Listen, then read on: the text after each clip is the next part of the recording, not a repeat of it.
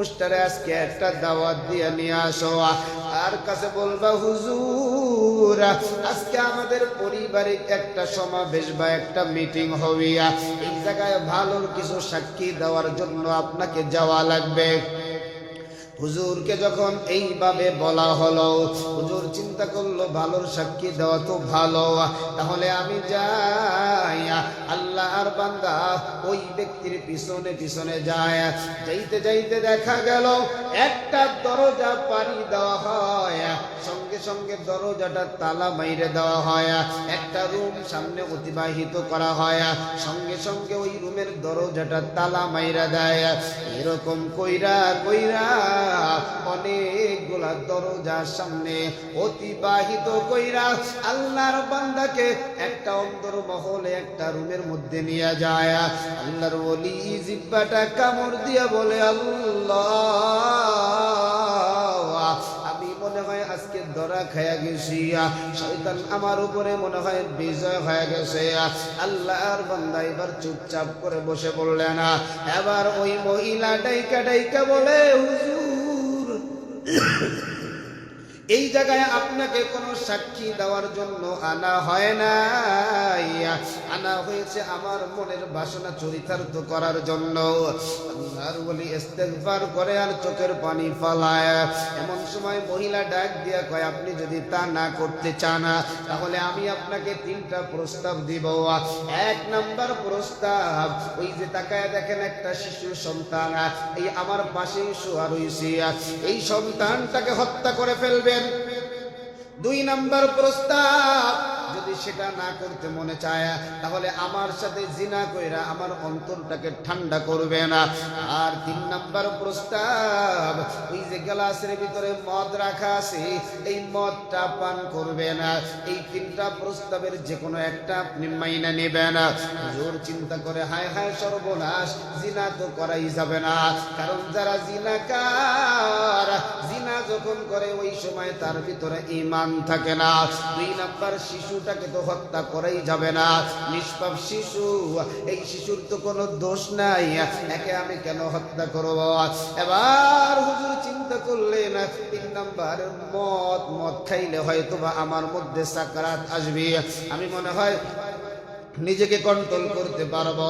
এই চিন্তা করিয়া করিয়া আল্লাহর বান্দা বাঁচার জন্য, কারণ ওই মহিলা বলতেছে 3টার যে কোনো একটা যদি আপনি না করেন তাহলে আমি এখন ঘরের ভিতরে চিৎকার করে আপনাকে কলঙ্কিত করব, আপনার সারা জীবনের আমল আমি বরবাদ করে দিব, জাতির সামনে কোনোদিন মাথা চারা দিয়ে উঠতে পারবেন না। হুজুর চিন্তা করলেন তাহলে মদ আমি খেয়ে নেই। হুজুর যখন 1 ঢোক মদ খাইলেন, মদ খাওয়ার পরে তার মদ খাওয়ার চাহিদা আস্তে আস্তে বাড়িয়ে যায়, কারণ 1 গ্লাস খাওয়া আর 1 ঢোক খাওয়া তো সাকরাত তো একই রকম হয়। এরা যুবক, আমি বুঝাইতে চাই কত বড় ভয়ঙ্কর এই মদ। আল্লাহর বান্দা মদ খায় পরে আরো দাও, মদ যখন খাইতে খাইতে মাতাল হয়ে যায়, মাতলামি হওয়ার পরে তো নিজের কাছে নিজের ব্রেক থাকে না, নিজে নিজেকে নিয়ন্ত্রণ করতে পারে না। এরপরে ওই হুজুর কি করলেন, ওই মহিলার সাথে তার জিনা হয়ে গেল, বেবিচারও হয়ে গেল। আবার ওই যেই সন্তান, যেই ছোট্ট বাচ্চাকে বাঁচানোর জন্য নিজে মদ সেবন করলো, ছোট্ট বাচ্চাকে মারা যাবে না, দেখা গেল সেই সন্তানটাকেও হত্যা করে ফেলাইছে। এ যুবক, একজন আবেদ আল্লাহওয়ালা মদ খাওয়ার পরে নিজেকে কন্ট্রোল রাখতে পারে না, আর এইটা পারা ও যায় না। আল্লাহর ওলি কতগুলা গুনাহ কইরা পালাইলো, অথচ আমরা যারা মদ সেবন করি আমরা তো অহরহ ঘটনা এমন অনেক কিছু করি। এ যুবক, বেশি দূরের ঘটনা না, আমাদের এই এলাকার ঘটনা। আরে আমার কানে যেই ঘটনাটা এসেছে, এই মদ সেবন করিয়া করিয়া যুবক তার স্ত্রীকে পাশের রুমে বন্দি করিয়া অন্য পাশের রুমে অন্য মহিলা নিয়ে যুবক ফুর্তি করে। আমার একটু বলো, আল্লাহর আযাব তো আছে, গুনাহ তো হয়ে যায়, তার পাশে যে স্ত্রীটা পাশের রুমে বন্দি আছে তার অভিশাপটা কই যায়? ওরে যুবক আমার, আরে বহু আল্লাহ বলারা, আল্লাহ বহু মদখোররা, বহু ইয়াবাখোররা, বহু জুয়াখোররা তো আল্লাহর ওলি হয়ে গেছে। আল্লাহর একজন ওলি হযরত বিশির রাহমাতুল্লাহি আলাইহি মদ খায়া খায়া খায়া খায়া যে মদের বারগুলাতে বইরা থাকতো, কিন্তু আল্লাহর যারে হেদায়েত দেয়, হেদায়েত তো আল্লাহর কাছে চাওয়া ও লাগে। আল্লাহর বান্দা বিশির রাস্তার ভিতরে একটা কাগজ পাইলো, কাগজটা খুইলা দেখে কাগজের ভিতরে আরবি কি যেন লেখা দেখা যায়। ময়লাটা সুন্দর করে ঝাড়িয়া আল্লাহর বান্দা কাগজটা নিয়ে মায়ের দরবারে গিয়ে কয়, মা এই যে একটা কাগজ, মনে হয় কি যেন লেখা, আমি তোমা পড়তে পারি না, তুমি এই কাগজটাকে আলমারির ভিতরে সুন্দর করে সাজাইয়া রাখো। মা সুন্দর করে সাজাইয়া রাখে। আল্লাহর বান্দা মদির বাড়ি গিয়া মদ খাইয়া মাতাল হইয়া পইরা রইছে। আমার আল্লাহ ওই জামানার ওলি হাসান বসরির স্বপ্নে জানায়া দেয়, হাসান রে আর রাত্রে ঘুমায় না, গিয়া দেখো বিশির নামে আমার একজন পাগল ওই মদের বারে শুয়ে রইছে। হাসান বসরি শোনার সাথে সাথে ঘুম থেকে উঠিয়া তাড়াতাড়ি মদের বারে গিয়ে কয়, বিশিরকে তারে ডাকো। এমন সময় সবাই চিন্তা করলো, হাসান বসরি জামানার ওলি বিশিরের মতো একজন মদখোরকে কেন ডাকে? ডাকার পরে বিশিরের সাথে মোলাকাত। এরা বিশির এমন কি আমল করছো যে আমলের কারণে আল্লাহ পাক তোর নামটা জামানার ওলিদের কাতারে লিপিবদ্ধ কইরা নিছে? আল্লাহু আকবার। বিশির বলে, হুজুর আমি তো এমন কোন আমল করি নাই, তবে একটা আমল আজকে করেছে হুজুর। রাস্তায় একটা কি যেন লেখা পাইলাম, আমি পড়তে জানি না, আমার মায়ের কাছে দিয়ে আসছি, লেখাটারে চুমা খাইছি, বুকের সাথে লাগাইছি। হাসান বসরি রাহমাতুল্লাহি আলাইহি বলেন, বিশির রে চলো। বিশিরকে নিয়ে বাড়িতে গিয়া মাকে বলে, মা লেখাটা দাও।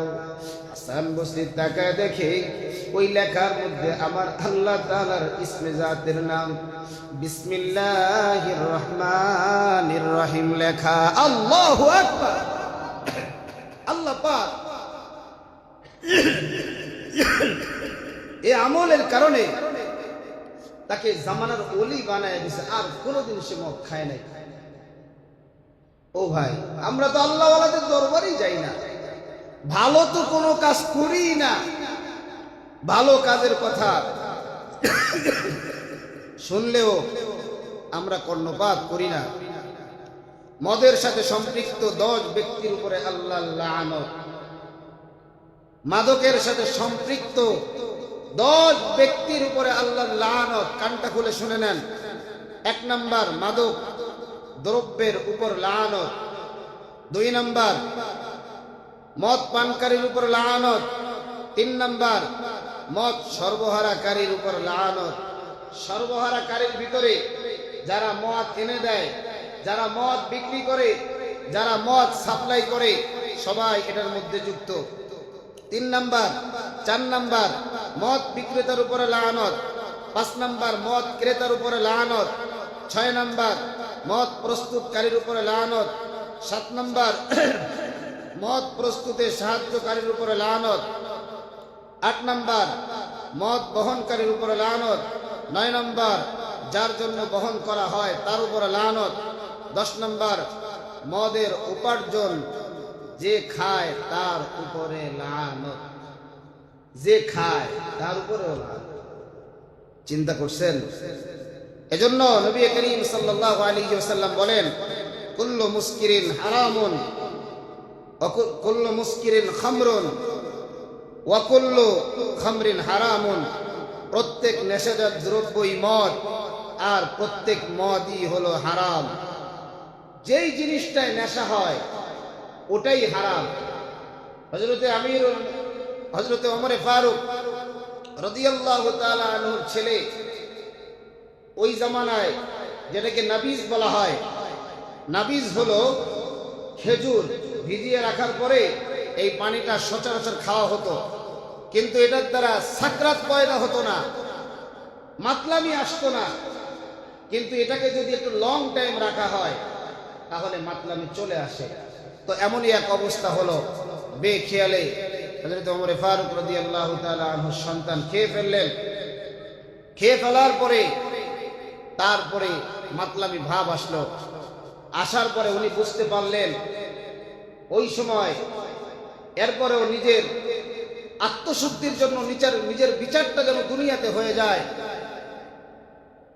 ওই সময় গভর্নর যিনি ছিলেন তার কাছে গেলেন, তিনি তাকে 40টা বেত্রাঘাত করলেন।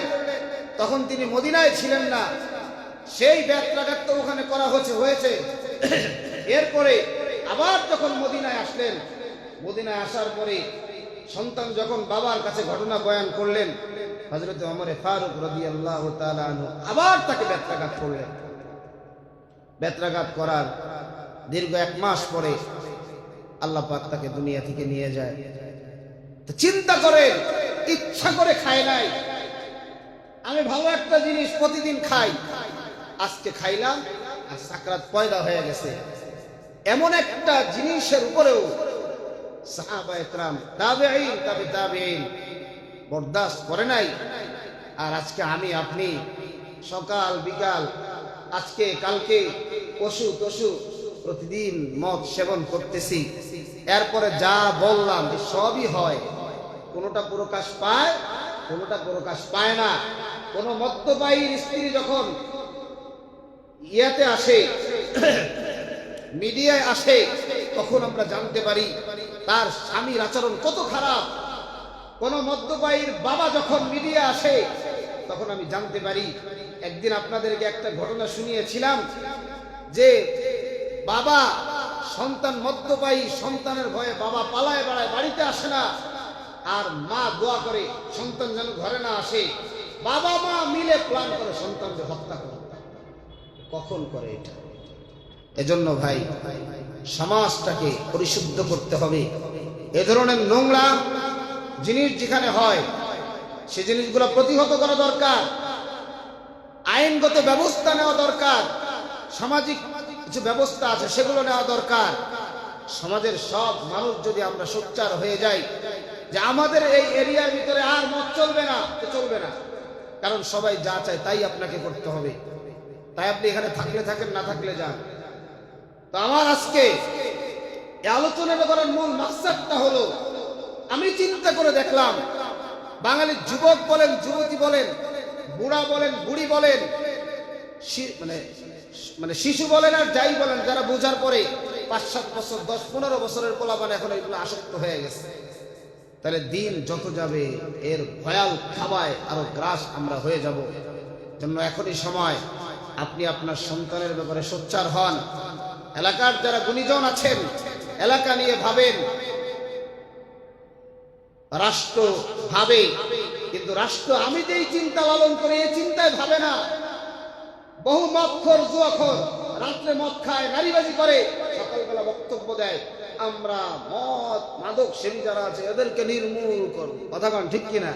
ও যখন কথা কয় আর মুখ দিয়া পাঠার চাইতেও খারাপ গন্ধ বেরোয়, মানে তুই 2 বোতল খাইয়াছে, ঠিক কিনা বলে? তার কারণে সমাজ ঠিক হয় না। আপনি আল্লাহর ওয়াস্তে যাদের মধ্যে আখলাক গুলো আছে, আমার মুসল্লি বাবাজিরা, যুবক ভাইরা, পর্দার মায়েরা, যারা এ ধরনের নোংরা জিনিসের সাথে জড়িত, আপনাদের পায়ে হাত রেখে আমি বলছি, আল্লাহকে হাজির নাজির করে বলছি, আজকের এই বয়ান থেকে ওয়াদাবদ্ধ করেন, পরহেজ করেন, তা না হলে নিজের পায়ে আপনি নিজে কুড়াল মারবেন, নিজেই জাহান্নামে যাবে। জাহান্নামে যাওয়ার পরে আল্লাহ যখন বলবে আলাম ইয়াতিকুম নাযীর, তোমাদের কাছে কি ভীতি প্রদর্শনকারী আসে নাই? তখন আপনারাই বলবেন হ্যাঁ, আমাদের ইমাম সাহেব অনেক চিল্লাইছে, কঠোর কথা বলেছে, কান্না করে করে আমাদেরকে বুঝিয়েছে। আমরা বুঝি নাই, মনে করছিলাম মরার পর এটা তো দেখা যাবে, দেখেন টাকা পয়সা দিয়ে একটা আওলাদ মৌলাদ সাইজ করে। আল্লাহর ওয়াস্তে বলছি, চোখ থাকতে দেখা যাবে না। চোখ যেদিন বন্ধ হয়ে যাবে সব স্পষ্ট দেখা যাবে। আল্লাহ